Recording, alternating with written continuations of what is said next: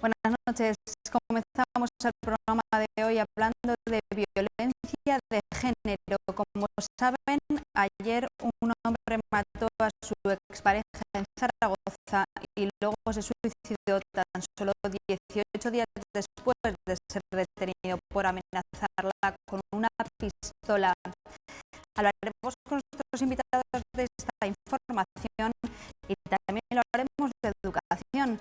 Los equipos directivos de los colegios lamentan que desde la consejería lancen el cambio de jornada con demasiadas condiciones. Para debatir sobre estos temas ya nos acompañan esta noche Isabel Lecina, gerente de la Fundación Basilio Paraíso. Buenas noches. Buenas noches, Teresa. Benito Carrera, de Comisiones Obreras. Buenas noches. Hola, buenas noches. Y Pilar de la Vega, catedrática del Instituto. Buenas noches, Pilar. Buenas noches, Teresa. Bueno, comenzamos hablando, como les decimos, de violencia machista.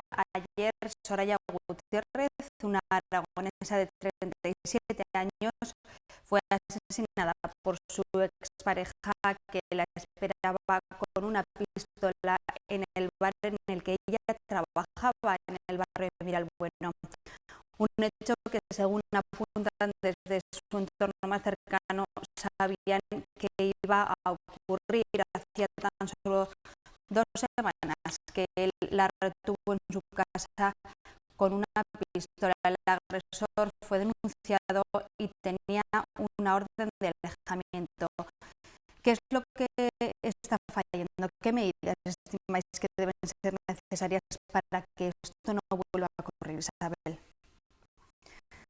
Yo creo que es muy difícil que esto no vuelva a ocurrir porque, a pesar de que se presentan denuncias y que se establecen unos criterios de prioridad, hacer un seguimiento, ¿no? Lo comentábamos antes de comenzar el programa, hacer un seguimiento de una orden de alojamiento por parte de la policía. Yo entiendo que no es una tarea fácil, ¿no?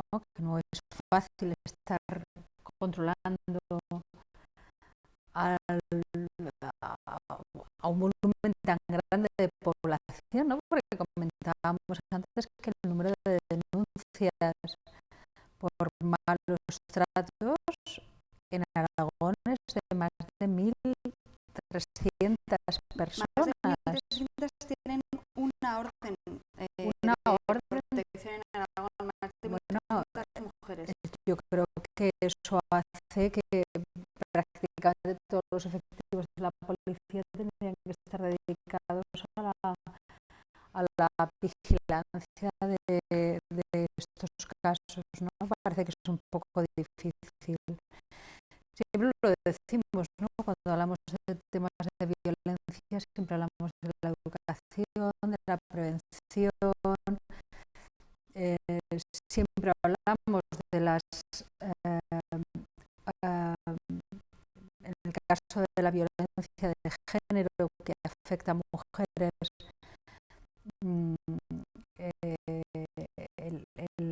el hablar de los temas, ¿no? y el buscar a través de las diferentes administraciones opciones, ¿no? Para, pues, no sé, es un cambio de residencia, en fin, las diferentes opciones que ofrece la administración, pero es un tema muy complicado. Yo no veo fácil poder hablar de se ha terminado la violencia de género, ¿no? Y también hablábamos antes de comenzar el programa, ¿no? Que parte de algunos de estos casos de violencia de género, yo no sé exactamente, los expertos conocerán más, seguro que hay estadísticas que pueden hablar al respecto de esto, ¿no? Pero parece que algunos comportamientos no obedecen a un tema de celos sino a otro tipo de patologías de carácter psicológico que afectan a la personalidad de la persona y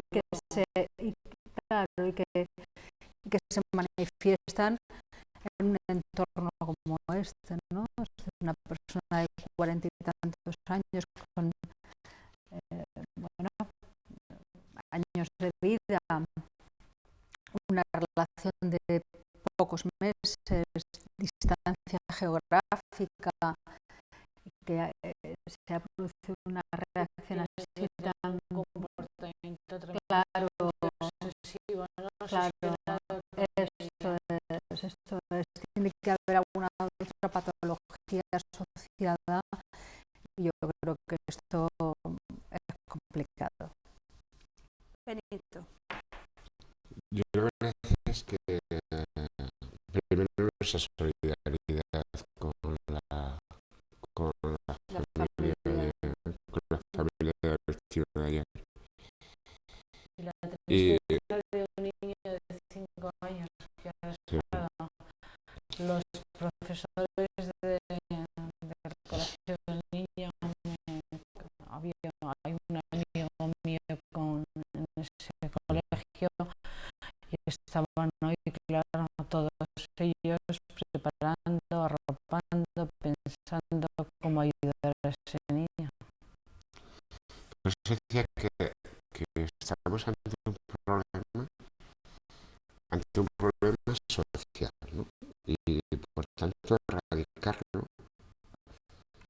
erradicarlo precisa de un cambio que yo creo que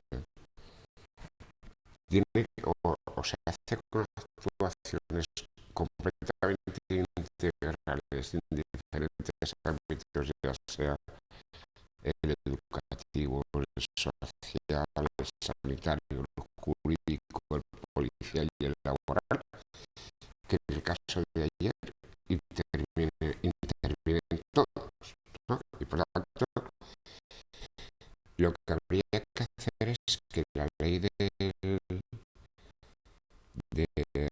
2004 de medidas de protección de integral contra la violencia de género venía a respetar los derechos individuales de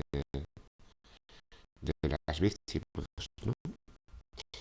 Incluidas también las relaciones laborales a las que hacía referencia Isabel, que luego al final del programa nos da un poquito de tiempo y diremos a qué tienen derecho las personas en la violencia de género. Es que la ley es buena, Benito. Sí, no, sí, he dicho que es sí, muy buena. He dicho que es una buena ley. Lo que pasa es que la violencia a veces está muy invisible, ¿no? Es decir, es curioso que el 73% de los casos de las que fallecen no están en el marco de las denuncias. Pero para hacer un estudio correcto hay que hacer una buena radiografía.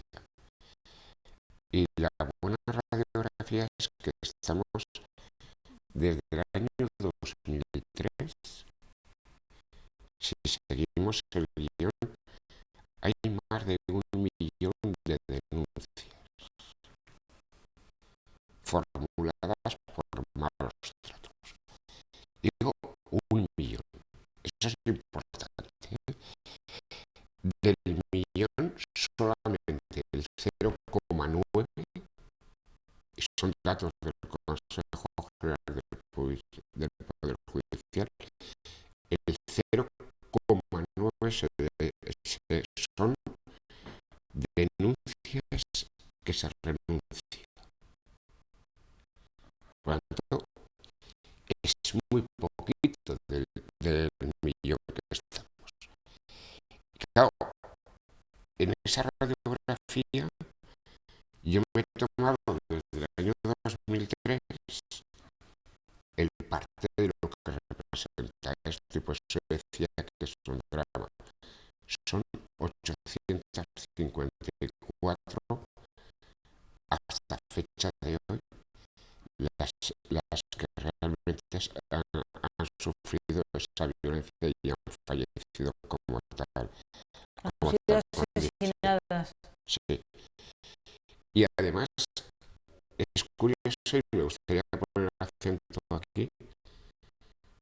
El acento está en que la mayoría de las víctimas están entre 31 y 40 años. Son jóvenes. Eso sí que es importante. Por eso, a partir de ahí,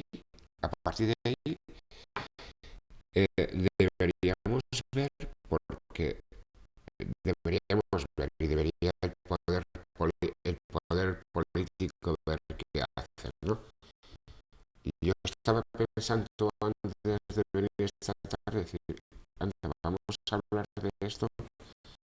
Hubo un ministerio de igualdad, ministerio que desapareció porque se integró en sanidad, con una norma del Apareció 2000. con el gobierno del Sí, PP, estuvo en el gobierno del sí.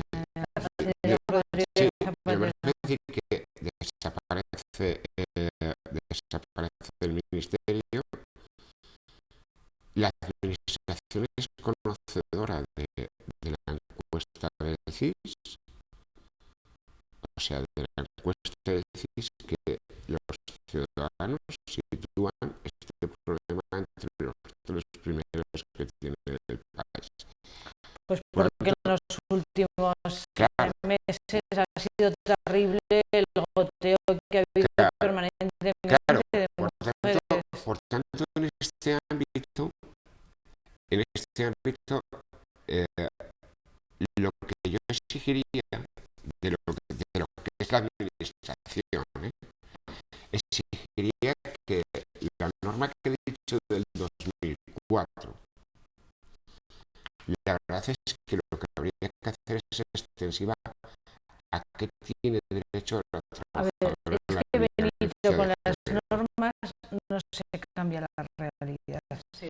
Solo No, con las normas no se cambia la yo realidad. antes te he dicho Es que una buena ley, pero solo con la ley no yo se te he dicho cambia. que antes había No se que cambia la trabajar en realidad. 5 ámbitos. He dicho el educativo, el social, el sanitario, el judicial, el policial y el laboral. He nombrado todos estos que de una manera integral. Y te falta para que evidentemente una ley pueda llevarse a la práctica y realizarse, hace falta también unas medidas complementarias de carácter económico que posibiliten el desarrollo de esta ley. Y esta ley, por ejemplo, Isabel lo ha puesto en manifiesto, hay un problema serio por el número de mujeres que hay, necesitan una protección. Para eso lo que hace falta son más efectivos en la Policía Nacional. Entonces, si no hay recursos, una ley puede ser muy atractiva, pero sin recursos se queda en papel mojado. Entonces, claro, uno puede pensar que porque yo hago una ley transformo lo que tú dices, transformo la cultura, la educación, las relaciones laborales, pero con una ley no transforman las mentalidades. Ahí el salto, que es absolutamente fundamental, es crear esas culturas cívicas, esa cultura de respeto, esa cultura de respeto al distinto, al diferente, a las actitudes no machistas en la escuela, pero no solamente en la escuela, también en el contexto general de la sociedad, medios de comunicación, televisión, un montón de cosas. El otro día Alejandro Sanz, fijaros bien, hizo un concierto, vio una agresión de una mujer que se estaba produciendo, creo que el concierto fue en México, suspendió el concierto y eso ha tenido más repercusión porque ha sido Alejandro Sanz, que es una gran figura desde el punto de vista de, bueno, pues de la canción y todo el mundo le conoce. A lo mejor tiene muchísima más repercusión tener un anuncio o una ley. ¿Por qué?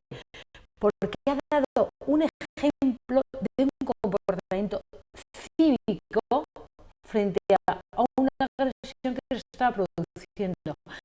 Y eso es lo que está faltando, es decir, que todos asumamos unos valores cívicos que esta sociedad en estos momentos de alguna manera está careciendo por muchos aspectos.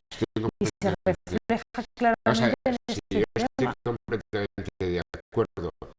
Lo que pasa es que has puesto el acento en algo que creo que hay que volver a insistir. Y has puesto el acento en la falta de necesidad de esfuerzos económicos de recursos, inversión de recursos para combatir este grave problema social.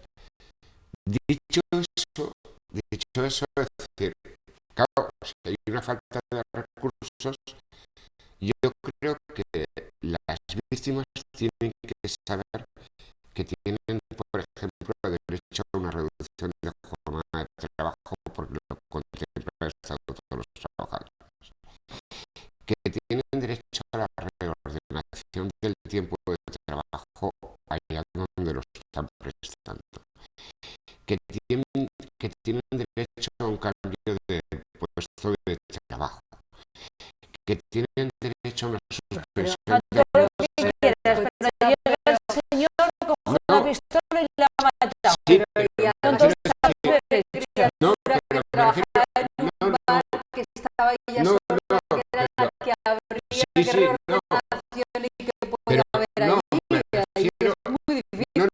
sí, pero me refiero que al final hay una serie de derechos y cuando he dicho la falta de medios económicos, he dicho que realmente si hay en estos momentos 854 víctimas y hay más de 1 millón de denuncias, y voy a poner el acento en dos cuestiones. Por ejemplo, en el caso de ayer que nos ocupa, no es de recibo porque se había denunciado reiteradas veces. Le cogió la pistola y la había mantenido un número determinado de horas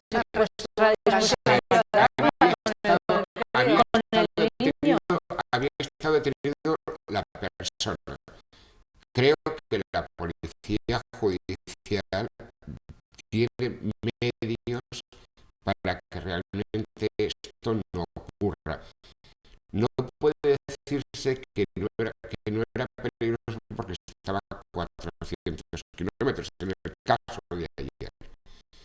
Oye, se lleva una pulserita, se sabe dónde está, se sabe cómo viene. O sea, lo que tiene que haber es un control. Y una vez que se formula la denuncia, yo te lo he dicho, solamente el 0,9 se renuncia. Por tanto, lo que hace falta es que realmente haya un control.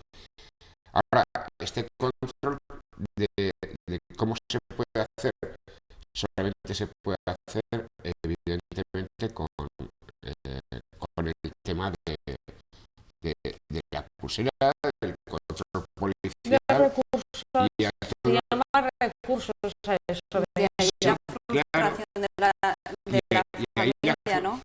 claro, y ahí la frustración a todos los niveles. Y luego, si me permiten, mis compañeras, habría otra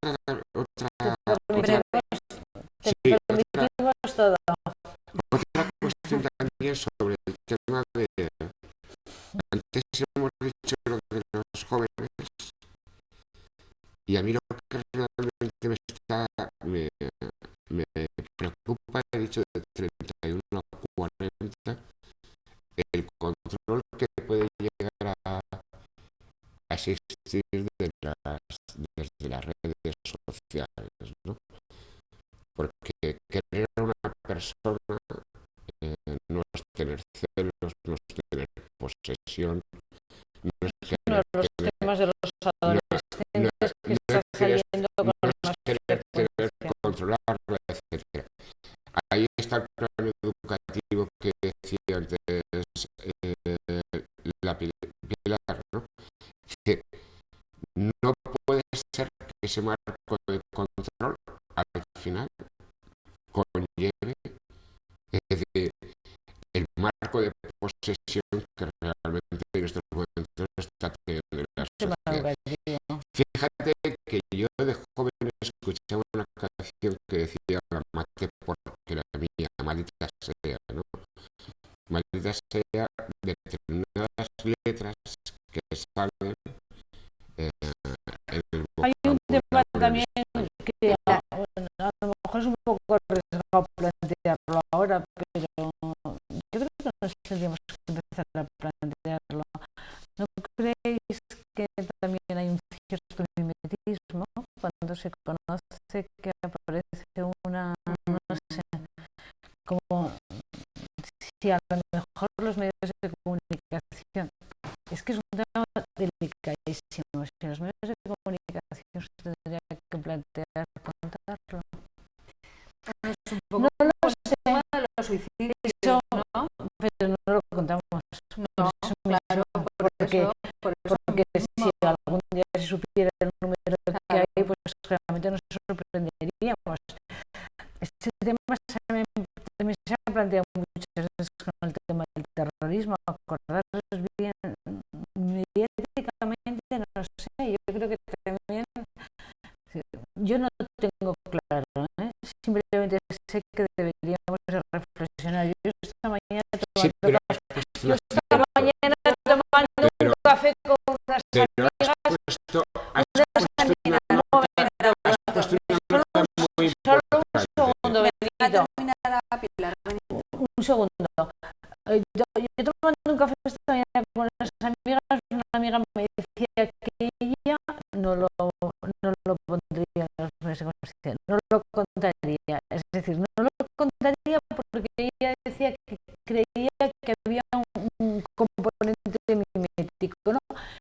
Yo no lo sé, no lo tengo claro, pero creo que, fijaros bien, llevamos muchas en muy poco tiempo de comenzado el año. Deberíamos de pensar y reflexionar seriamente, ¿no? Simplemente lo dejo encima de la mesa porque yo no tengo la responsabilidad, pero a lo mejor, bueno, los medios de comunicación es un tema deontológico, podríais plantear realmente si las consecuencias que puede tener contarlo tanto. Sí, pero ¿cuántas campañas estás viendo en estos momentos sobre el tema de violencia de género, excepto 016 en los medios de comunicación y en la televisión? No hay campaña. No hay campaña, no hay dinero para hacer campaña. En un momento determinado, pero en un momento determinado, por aquello cuando las jóvenes realmente hubo que dar marcar una educación sexual, decíamos, pónselo.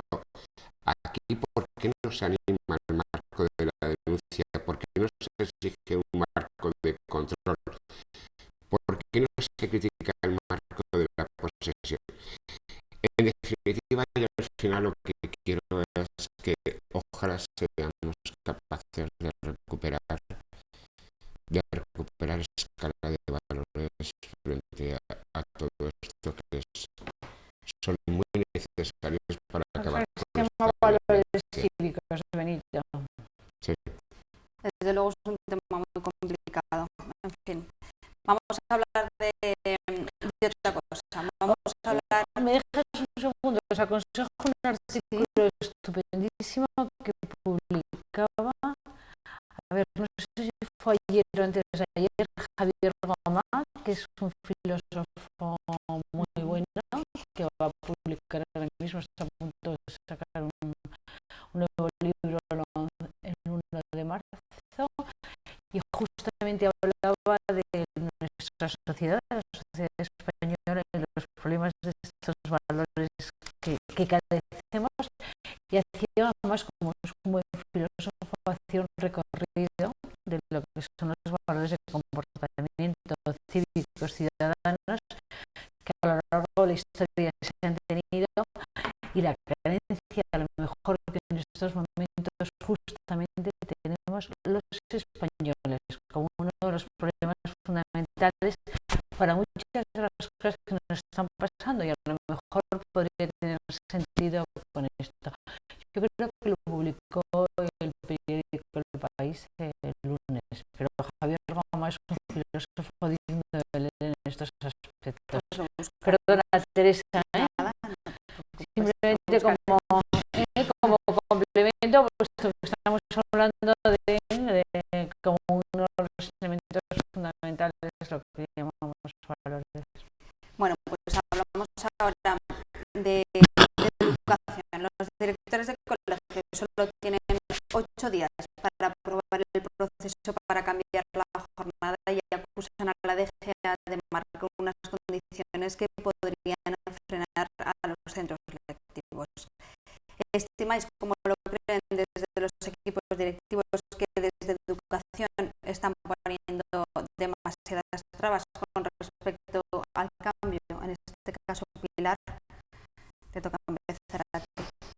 Pues no lo sé, los equipos directivos dicen que sí, pero yo creo que es un tema de tiempos, ¿no? Parece que no les da mucho tiempo para poderlo hacer, pero bien es cierto que lo llevan debatiendo, discutiendo durante todo el curso, ¿no? Y los plazos que creo que ha puesto ahora el gobierno de Aragón responden fundamentalmente a que esté todo preparado para el comienzo del curso, porque un curso, para que salga bien, se planifica, no se planifica en junio, se planifica a lo largo de la primavera, ¿no? Si ellos opinan así, pues será que no tienen tiempo, ¿no? El tema de la jornada partida es un tema de jornada continua, y llaman el uso, como llaman los horarios, no le llaman jornada continua ni jornada partida, le llaman reorganización de horarios, o no sé cómo le llaman, pero en el fondo es el tema de jornada partida o no jornada. No.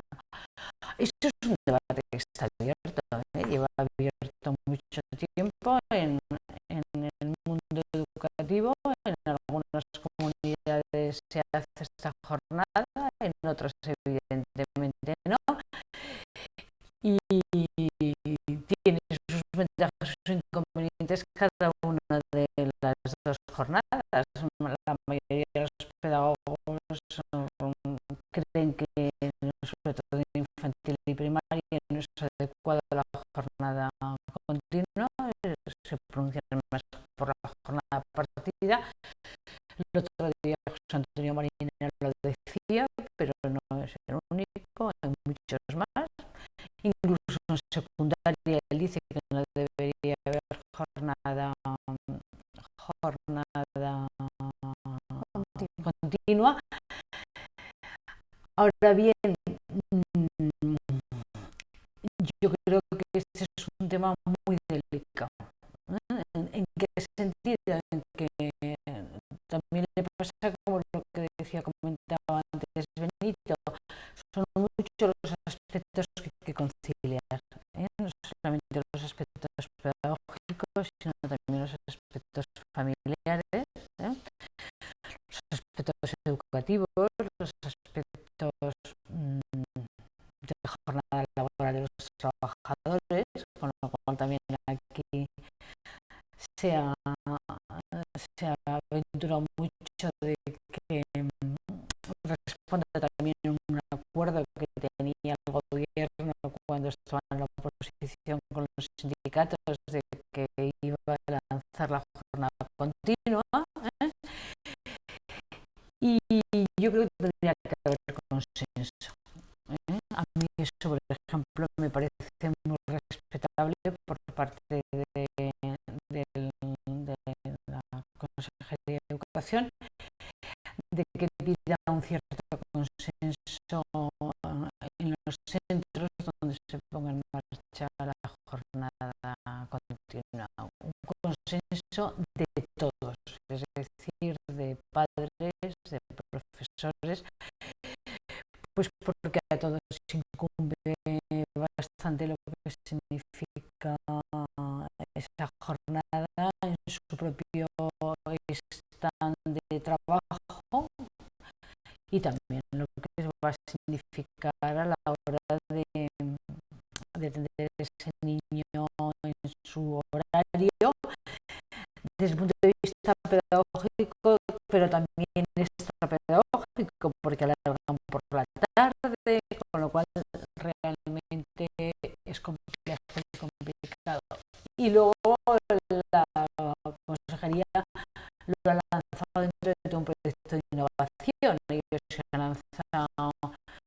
Ellos creen que el cambio en la escuela tiene que pasar por un cambio de nuevas formas, nuevos métodos, nuevos modelos de enseñar, y lo lanzan dentro de ese programa, lo cual tiene una cierta coherencia, porque ellos están apostando por eso, pues que apuesten también por esto. Bueno, al final el cóctel que dará es el colegio que sea capaz de hacerlo lo hará, y el que no, pues no lo hará. Eso está claro. Isabel. Bueno, yo creo que el tema tiene muchas aristas, efectivamente, desde el punto de vista metodológico y pedagógico y educativo. Bueno, yo he tenido niños pequeños, ya son mayores, pero cuando eran pequeñitos, la verdad es que los niños se agotan y son incapaces de mantener la atención durante mucho tiempo. Yo he dado secundaria y la última hora se da con mucha dificultad. Claro, efectivamente. Incluso bachillerato se da con mucha dificultad la última hora. La última hora, si tocaba historia, bueno, pues que se toca asignaturas más grandes, pero la última hora cuando te tocaba historia, prepárate, porque era una clase dura. Mantener la atención de los críos ya era un gran esfuerzo para el profesor, ¿no? Claro, normal. Bueno, pero con independencia de todas esas aristas y de la complejidad que puede tener el tema, yo sí que coincido, ¿no? Hay países, cuando nosotros decimos, nos referenciamos a los países escandinavos como un modelo de excelencia en temas educativos, es que hay un pacto social, es decir, es que hay un pacto social con respecto a lo que la sociedad quiere para el futuro de sus hijos y cómo quiere educarlos en el conjunto, ¿no? Entonces ahí hay un conjunto de medidas que se arbitran alrededor de una decisión importante, que es el futuro de nuestros hijos, el futuro de nuestra educación, el futuro de nuestro país, porque es que estamos trabajando con la materia prima que va a tomar las decisiones en un próximo futuro. Me parece que es de una trascendencia tal que de verdad que entiendo que se ha frivolizado y se frivoliza mucho con todos los temas que tienen que ver con el tema educativo. Y sí, coincido con el planteamiento que decía Pilar, ¿no? Es decir, si se toma una decisión en relación con la educación, tiene unas consecuencias colaterales que tienen que ver con la conciliación familiar, con la jornada laboral, con el cuidado de los niños y con su bienestar, ¿no? Y que no se pueden tomar decisiones unilateralmente porque todo el resto de la cadena va a verse afectada de una forma tremenda. En este término, en nuestro país tenemos una importante, por historia y por tradición, tenemos un importante número de centros privados concertados. Y los centros privados concertados, quien decide es el titular del centro. En este caso es un tema que es así, hay que respetárselo. Y dudo yo que los centros privados concertados pongan jornada continua. Por lo cual, bueno, yo no critico nada, simplemente de cómo he hecho, y esto evidentemente puede producir una situación complicada y compleja para la hora de poner en valor a la hora de elegir como padre un centro privado, o sea, uno de jornada continua, no jornada continua. Y esto es un grado de complejidad. Tenemos que ser realistas a la descripción de los centros y llamar a las cosas por su nombre. Lo que no podemos ocultar son los problemas, están ahí, y esa es nuestra realidad. Nuestra realidad es así, y no podemos pensar, como dicen algunos partidos políticos, que se puede dar a suprimir toda la enseñanza concertada. Eso me parece una locura.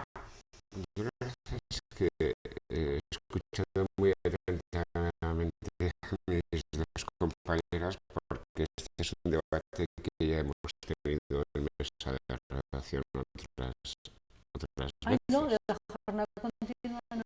Sí, No, hemos tenido pues yo no he estado, Benito.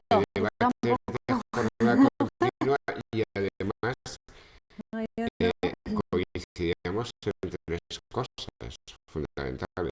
Una, que era necesario el consenso de toda la comunidad educativa para ver cómo lo podíamos hacer. El tema de los concertados, que al final puede ser un agravio más comparativo frente a la pública en estos momentos. Pero lo que sí es curioso es que aquí quien quiere cambiar la jornada es prácticamente los profesores de manera fundamental. Y en el marco de las votaciones que se han dado a la hora en otras etapas, realmente ha sido la baja participación de los padres que ha habido ahí. Dicho sea de paso, solamente hay 3 institutos en estos momentos que realmente tienen jornada partida, ¿no? Los de AINSA, institutos, etcétera, ¿no? Claro, a mí me sorprende también. Es que tienen todos jornada continua. Sí. Estamos hablando más bien del problema de infantil y primaria. Menos los 3 de la zona alta. Pero aparte del marco del colegio, la verdad es que a mí me falta. Posiblemente esos institutos que son comarcales, porque son esos AINSA, y es por el problema del transporte, porque seguro que harán transporte de primaria y de paso hacen transporte de secundaria, porque si no habría un vacío entre los alumnos de dejarlos entre primaria, Autobús, etcétera. tema organizativo del transporte. En el tema del colegio, yo por eso decía lo de la comunidad educativa, porque es decir, hay muchas realidades que, por ejemplo, a mí se me escapan. Esa realidad, Isabel decía la cantidad de aristas que puede haber a todos los niveles. Y aquí lo prioritario no es el profesorado ni el colegio, lo prioritario es el alumno. Yo creo que habría que establecer ese criterio. Esto puede ser que a lo mejor no, esto que acabo de decir, pues no guste a Pero alguien te que pueden realmente decir, esté en el ámbito laboral ¿sabes lo como que te profesor, pueden ¿no? Pero decir? el problema es que si hay un consenso, con toda seguridad, y luego hay una capacidad de evaluar cómo ha sido el trabajo, digo de evaluar, y si ha sido mejor en la jornada continua no habrá ningún problema. Benito, me dejas una réplica muy sencillita. Te van a decir que lo que tiene que hacer el alumno y que te puede pedir el alumno, que a veces se queda también cuando preguntas a los alumnos que es que lo que quiere es estar con sus papás en casa, que lo que quiere es más tiempo para estar con sus papás. Pero eso solo cambia la jornada continua o es un problema de conciliación en este país y de jornadas laborales. Porque eso sí que te lo plantean. Eso sí que me interesa. Sí, Perdona, que te he interrumpido. Es un tema que también me parece muy interesante. Porque cuando en UNICEF trabajamos un tema que era Vota por mí, que piden los alumnos en las elecciones pasadas y tal. Entonces era muy interesante. Trabajamos en ciudades amigas y los alumnos, muchas de las cosas que pedían era súper atractivo leer las cosas que decían de la escuela, pero que decían, yo quiero que estén más mis papás conmigo en mi casa. Y esa puede ser la explicación que te digan. No, tenemos jornada continua para estar más con los papás en casa, pero el problema están más con los papás en casa. Los papás tienen los papás no están en casa. no, pero eso decía que hay que ver esa comunidad educativa, todos los datos que se pueden dar desde la vida laboral, desde la conciliación, etcétera, etcétera, ¿no? O puede ser que sea jornada continua y luego haya un marco de actividades extraescolares de una magnitud que realmente nosotros desconozcamos para apoyar todo eso. Por eso yo creo que el plazo que se ha dado, salvo que se pongan encima de la mesa, me gustaría, a mí personalmente me gustaría que lo mismo que hemos defendido aquí un pacto de la educación en general, con este tema también, aunque sea en otra medida, pero también que haya un pacto de verdad, que realmente ese pacto responda a los intereses sobre todo de los chavales, ¿no? Y que podamos evaluar en cualquier sitio que se esté haciendo, que podamos evaluar el marco de resultados a todos los niveles, trasladar experiencias, que decir que al final no se trata de decir mejor o peor, sino en función de cuáles sean los resultados podemos optar por una vía o por otra, es ¿no? que Benito, es muy difícil que este sea un pacto global, porque cada centro educativo, cada territorio, cada zona puede tener unas características especiales que pueden permitir unos proyectos de innovación que incluye la jornada continua frente a otros.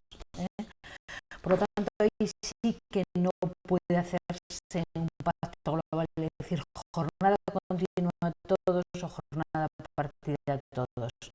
Lo que sí que se puede pactar, que es lo que yo creo que han hecho en el Consejo Escolar de Aragón, es pactar las condiciones que sean las condiciones en el que toda la comunidad escolar decida la Sí, participación pero eres consciente. en jornada partida o jornada continua, porque te pueden poner como ejemplo que hay un centro en Aragón que tiene jornada Sí, sí. continua, que se hizo como experiencia y están muy contentos, que es un colegio de Monzón. Por eso. Entonces, claro, es complicado, porque No, a lo pero mejor es si Monzón, es un pueblo, tienes más sí. facilidad. Por lo tanto, es que yo creo Pilar, pero si incluso si lees, pero incluso si lees, hay que sí, pactar las sí, condiciones pero de acceso, de acuerdo, de consenso para y de proyecto para que haya jornada continua. no, pero si esta es una realidad, si la jornada intensiva ya es mayoritaria en todos los colegios públicos de 12 comunidades autónomas, ya lo sabemos. Sí. Sí, esto ya es una realidad. Hombre, Andalucía y yo conozco Claro, muy el bien. problema, si lo único que he planteado Pero yo creo que lo que no tiene es el País Vasco, ¿no? sí, no, el País Vasco tiene otra, el País Vasco tiene otra El País Vasco con muy buenos resultados en el programa PISA y no tiene jornada continua que te ponen ellos. Sí, claro, aquí todo, es que aquí todo está, tiene también muy importante la enseñanza privada. El País Vasco, el 100% son de colegios de jornada partida. Es decir, y además manifiesta que no tiene intención de cambiar Es decir, que luego la realidad es tan compleja como para hacerla mimética. Aquí sí que no hay mimetismo. Sí, pero de todas maneras hay grandes escritores.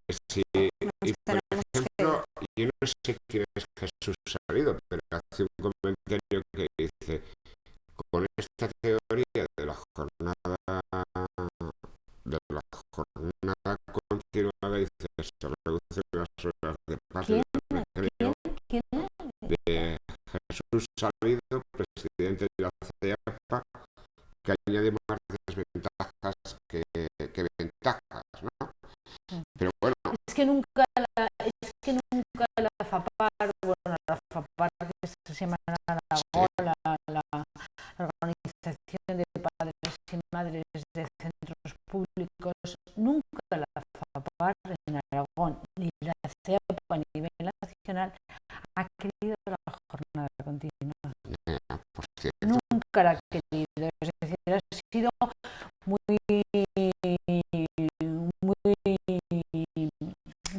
ha estado muy en contra porque la he visto bastantes inconvenientes, pero tampoco lo ha querido y tampoco lo quieren los padres de la enseñanza concertada. Sí, no, sí, el sindicato en comisiones es lo que se plantea, nos tenemos que ir. Muy breve, es muy sencillo, es decir, queremos que sea un acuerdo de manera consensuada con toda la comunidad a todos los niveles y que podamos establecer hitos de desarrollo en cada colegio para ver qué es lo mejor y lo más positivo. Nos vamos, nos hemos quedado sin tiempo. Muchísimas gracias, como siempre, a los tres y a